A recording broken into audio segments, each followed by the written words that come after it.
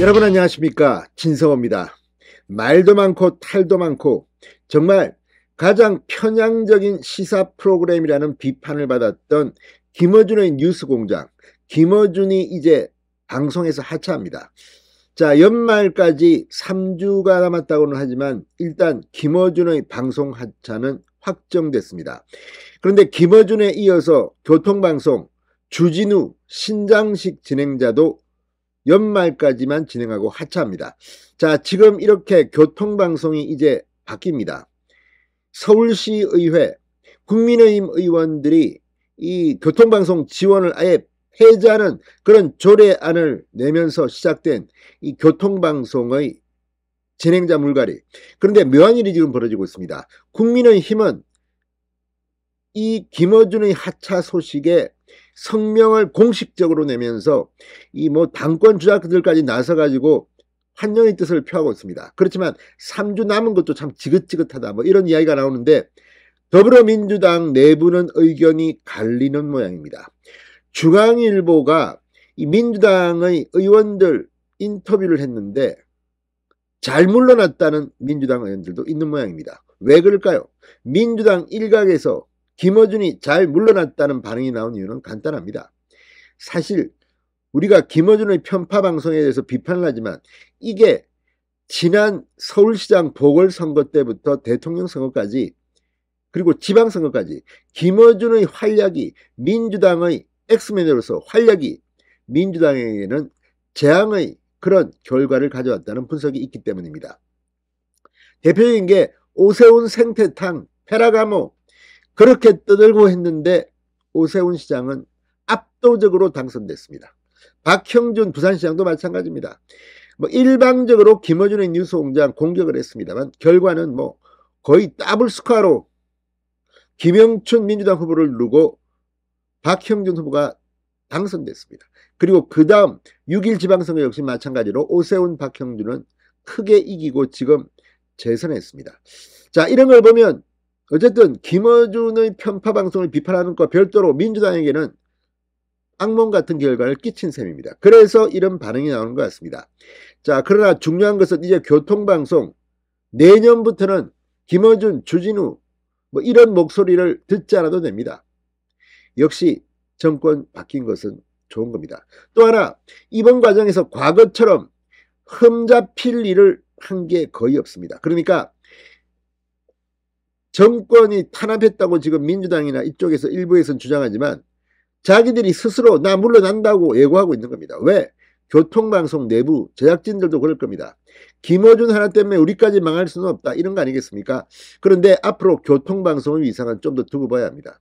그만큼 지금 국민의힘 서울시의회 오세훈 시장은 굉장히 전략 전술적으로 이 문제에 접근하고 있습니다.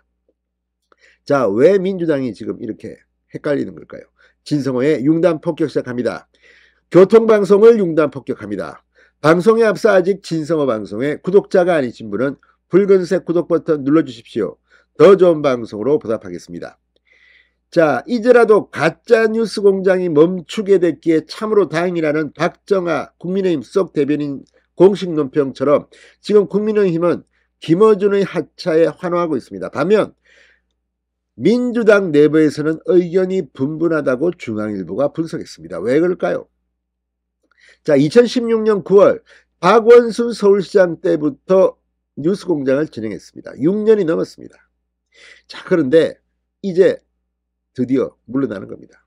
윤석열 대통령, 오세훈 서울시장입니다. 지금 어디다 대고 김어준이 그 편파 비판을 받는 뉴스공장을 계속합니까?